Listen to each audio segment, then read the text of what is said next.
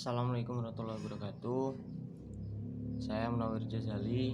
Di sini saya sedikit menjelaskan sebuah artikel yang berjudul Analisis Struktur Perilaku dan Kinerja Industri Makanan dan Minuman di Indonesia.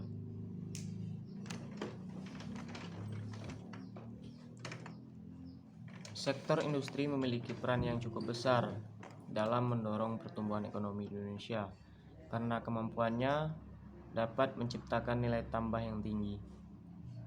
Industri juga dapat membuka peluang untuk menciptakan dan memperluas lapangan pekerjaan sekaligus mengurangi angka pengangguran, yang berarti meningkatkan kesejahteraan serta mengurangi kemiskinan. Dengan jumlah tenaga kerja pada tahun 2012 sekitar 14 juta orang, termasuk industri mikro, kecil, dan menengah. Tenaga kerja sektor industri turun memberi kontribusi sebesar 12-13% terhadap total tenaga kerja nasional atau Kemenperin 2013. Salah satu sektor industri yang berperan cukup besar dalam pembangunan ekonomi di Indonesia adalah industri manufaktur. Jumlah penduduk Indonesia yang mencapai lebih dari 240 juta jiwa menjadi peluang pasar yang sangat menjanjikan.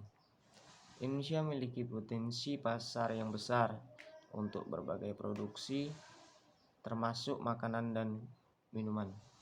Berdasarkan data yang disajikan oleh BPS atau Badan Pusat Statistik pada tahun 2012, industri makanan dan minuman merupakan cabang industri yang secara umum mengalami tren pertumbuhan positif. Selain memiliki pertumbuhan yang positif, industri makanan dan minuman ini juga merupakan cabang industri yang menyerap tenaga kerja terbanyak di Indonesia dibandingkan dengan cabang-cabang industri lainnya. Di Indonesia terdapat banyak sekali perusahaan yang bergerak dalam sektor industri makanan dan minuman.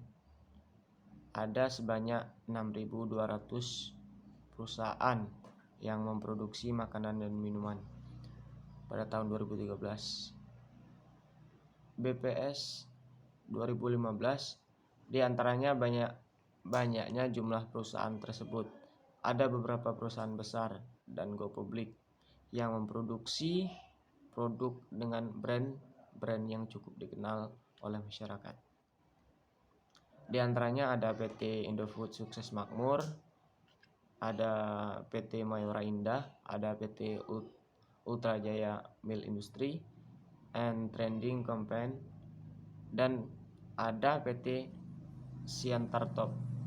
Agar dapat terus bertambah, perusahaan-perusahaan yang berada dalam industri ini harus mampu bersaing dengan perusahaan lain yang sudah dalam pasar serta perusahaan potensi yang kemungkinan akan masuk ke dalam pada pasar industri. Selain itu, perusahaan dalam negeri juga harus dapat menyikapi persaingan dengan produk-produk makanan dan minuman yang diimpor dari luar negeri yang marak beredar di Indonesia. Perilaku perusahaan dalam menghadapi persaingan dapat tercermin dalam strategi penentuan harga, strategi periklanan, integrasi perusahaan, serta penelitian dan pengembangan. Sekian dari saya. Lebih dan kurang saya mohon maaf. Wallahul muwaffiq ila aqwamit thoriq. Wassalamualaikum warahmatullahi wabarakatuh.